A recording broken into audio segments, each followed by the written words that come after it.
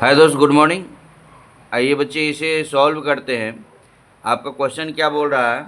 आपका जो क्वेश्चन है वो क्या बोल रहा है? Question, find the area of A sector with A central angle of 150 in a circle with A radius of 12 centimetre.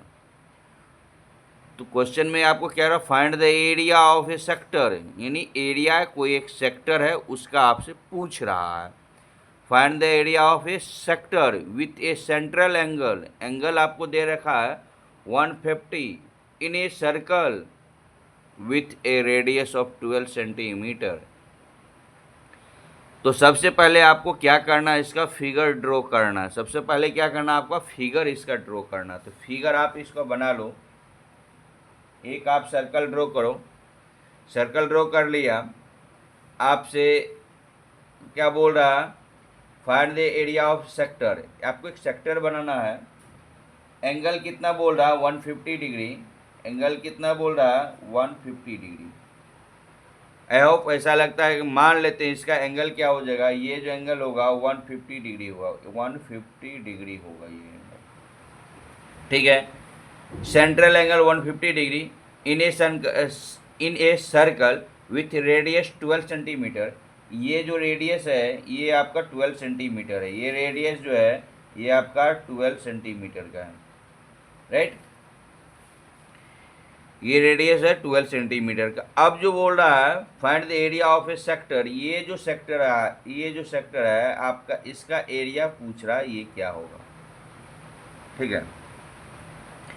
इस एरिया का जो क्षेत्रफल होता है, इसका क्षेत्रफल होता है θ/360 गुणे मल्टीप्लाई पाई r स्क्वायर, ये होता है। ठीक है। हिंदी में इसे त्रिज्यखंड बोलते हैं। ठीक है, त्रिज्यखंड। इंग्लिश में तो क्या है आपको दे एरिया ऑफ सेक्टर, ये सेक्टर है। ठीक है। तो यहाँ पे ये जो थीटा दे रखा है, ये थीटा की वैल्यू 150 डिग्री है। वन कितना? 150 डिग्री है। अपॉन में कितना आएगा? 360 मल्टीप्लाई के पाई। आर क्या है? आर आपको 12 दे रखा है। आर आपको क्या दे रखा है? 12 दे रखा है। आर स्क्वायर है तो आर स्क्वायर को, स्क्वायर की मीन्स क्या होता है? 2 टाइम्स मल्टीप्लाई। 2 टाइम्स मल्टीप्लाई कर लो। इसे सॉल्व करो। 5 को रहने दो। ठीक, पाई के फॉर्मेट में रहने दो।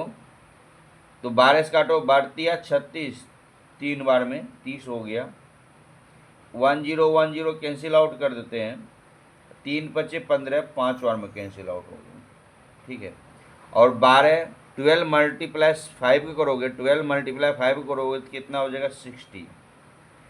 कितने आ जाएगा आपको? 60। ये क्या हो जाएगा? 5। यदि पाई में आपका आंसर रहेगा तो ये होगा। यदि इतने पाई में आंसर दे रखा तो ये होगा। यदि पाई में आंसर नहीं दे रखा है तो क्या हो जाएगा? 60। अब पाई का वैल्यू क्या होता है? 22/7। देखो ये डिवाइड ना होगी, कटेगा नहीं। आई थिंक आंसर आपका यही शो करेगा। आंसर जो होगा आपका यही शो करेगा। यही आपका आंसर होगा ये। ठीक है। वैसे काटना तो क्या होगा? डेसिमल में आपका आ जाएगा आंसर। ठीक है। डेसिमल में नहीं है कि 60 पाई पे आपका आंसर होना चाहिए। 60 पाई पे आपका आंसर होना चाहिए। ठीक है। यदि आपको सवाल समझ में आ गया तो क्या करें? क्या कीजिएगा? इसे एक लाइक कर दीजिए। फेसबुक पे है तो फॉलो कर लीजिए चैनल को। यूट्यूब देख रहे तो चैनल सब्सक्राइब कर लीजिए। ठीक है भाई, चलिए ठीक है, ओके।